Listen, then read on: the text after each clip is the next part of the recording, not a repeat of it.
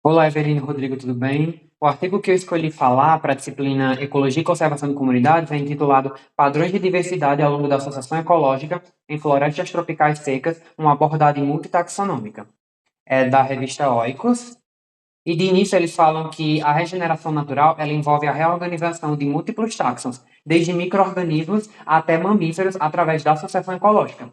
A formação de comunidades ela pode levar décadas ou até séculos e é mediada por processos regionais e locais ao longo do tempo. Compreender os padrões de diversidade ao longo da sucessão é fundamental para estabelecer indicadores biológicos que orientem programas de conservação e restauração. E essa mudança estrutural ao longo dessa sucessão é através de alguns pontos que podem ser observados, da biomassa das árvores, altura da árvore, estratificação vegetal e conectividade do dossel, que vai aumentar a complexidade do hábitat. Assim, através das alterações nas condições abióticas de luz, microclima, solo e até disponibilidade de recursos vegetais. E todos esses fatores influenciam na diversidade de espécies de animais, pois a maioria dos grupos de animais dependem direta ou indiretamente dos recursos vegetais, sendo eles alimentação, abrigo e também a nidificação. Assim também esses organismos podem ser bioindicadores de mudanças ambientais. Há um ponto muito importante na associação ecológica que é a diversidade beta, onde essa diversidade beta ela pode ser pode ser decomposta em dois componentes, que é a substituição e o aninhamento. Essa substituição é a substituição de espécies entre locais ao longo do tempo, em escala local e regional. O aninhamento é a perda ou ganho dessas espécies em uma escala continental e global. E essa diversidade beta ela vai contribuir para desvendar processos de formação de comunidades e elucidar esses papéis no funcionamento desses ecossistemas. E como objetivos principais e hipóteses, eles têm que, se árvores e múltiplos grupos de insetos, como os insetos herbívoros, frugívoros, borboletas, formigas, mosquitos, besouros, mostram mudanças constantes na diversidade, abundância e composição de espécies durante a sucessão de floresta tropical seca. Em que medida a diversidade gama, que é a regional, é determinada pela diversidade alfa de espécies, e também pela diversidade beta espacial e pela diversidade beta sucessional. E, por fim, em que medida a substituição de espécie e o aninhamento contribuem para a diversidade beta sucessional de árvores e de diferentes grupos de insetos. Indo para a parte da metodologia, eles definiram a área de estudo em florestas tropicais decíduas e florestas tropicais secas, com três pontos principais, que é a Serra de Cipó, que fica em Minas Gerais, o norte de Minas Gerais e Patos, na Paraíba. Dentre esses pontos, tem subpontos também, como coletas em trilhas, em reserva e outros pontos. Eles definiram alguns critérios de classificação, como histórico de uso da terra, altura da camada do dossel, densidade de árvore basal, para ser replicado nessas três áreas. Eles definiram que o estado inicial foi de 8 a 14 anos de abandono, o estágio intermediário de 30 a 35 anos de abandono e o estágio maduro de florestas primárias. Para análise de dados, eles analisaram a diversidade alfa e a diversidade beta, como padronização desses dados, as métricas, modelagem, simplificação e também o delineamento fatorial. Para a diversidade beta, tiveram as partições, que é a constituição alfa, beta, beta estacional e beta espacial, e também a aleatorização, né, se a diversidade é nula ou esperada, e também a decomposição dessa diversidade beta sucessional, através de alguns softwares e alguns pacotes, como o Vegan, por exemplo. Como resultado, eu vou destacar aqui alguns pontos principais, como podemos observar nessa figura que fala a diversidade média de rios Simpsons para 6 grupos. Então, eu destaco aqui no gráfico A, que são as árvores, que a diversidade, ela mostra ser significativamente maior nesses estágios iniciais, intermediários, em comparação com esses estágios tardios, que vai refletir muito no que, embora essas florestas maduras elas tenham mais espécies raras, exclusivas, nessas regiões estágios iniciais e intermediários também abrigam muita mistura de espécies pioneiras que vão dominar essas paisagens. No gráfico B de borboleta mostra uma queda drástica e clara nessa diversidade média.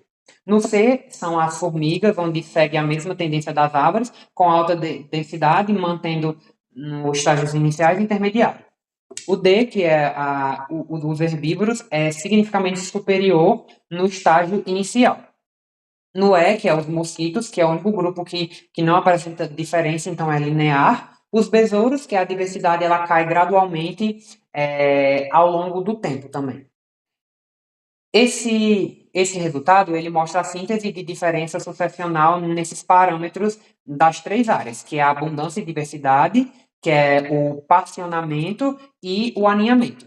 Nessa abundância e diversidade, essas sequências, que é de A, BB e BAA, mostram essa mudança no estágio inicial ao tardio, como, por exemplo, as árvores, que é esse tree, que é o ABB, que mostra que esses estágios iniciais ele tem menor valor do que os estágios intermediários. Já nessa segunda coluna, que é a da diversidade, que eu vou falar de herbívoros, por exemplo, que o padrão é BAA, então mostra que o estágio inicial ele já é bem mais diverso.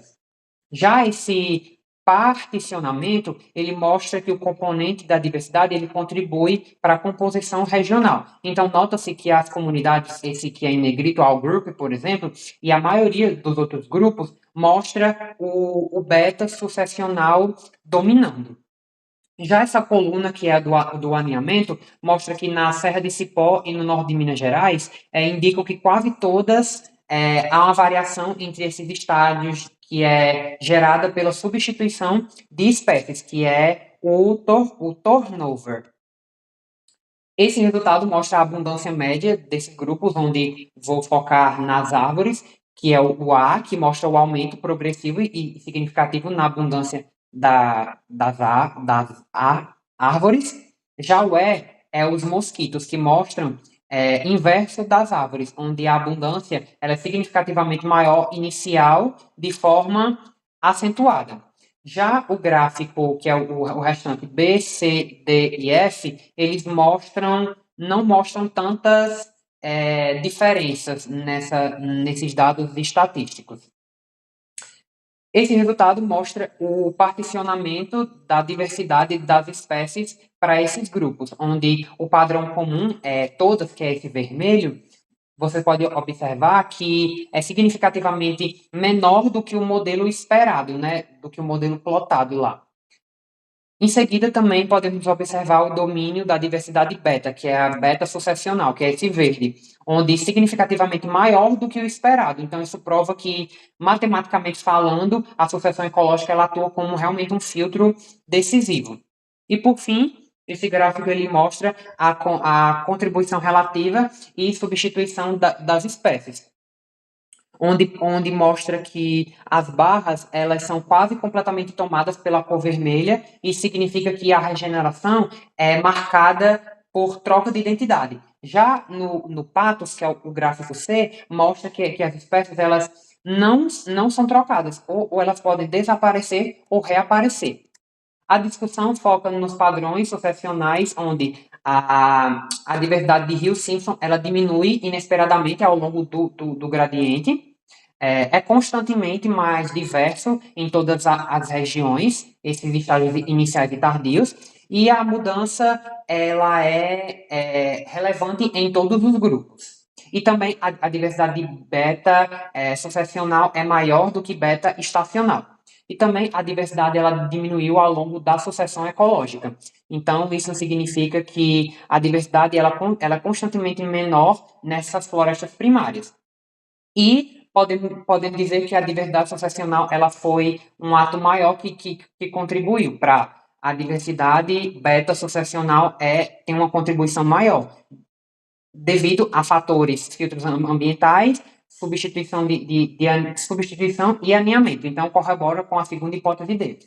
E como conclusão, eles viram que o uso de múltiplas métricas de biodiversidade é importante para avaliar com precisão a regeneração natural e integridade de multidisciplinaridade de florestas. Embora a diversidade vegetal ela seja considerada um bom indicador, então tem que se ver necessário uma cautela nessa relação de planta e inseto também. E é isso, muito obrigada, Rodrigo e Eveline, espero que vocês gostem do meu artigo.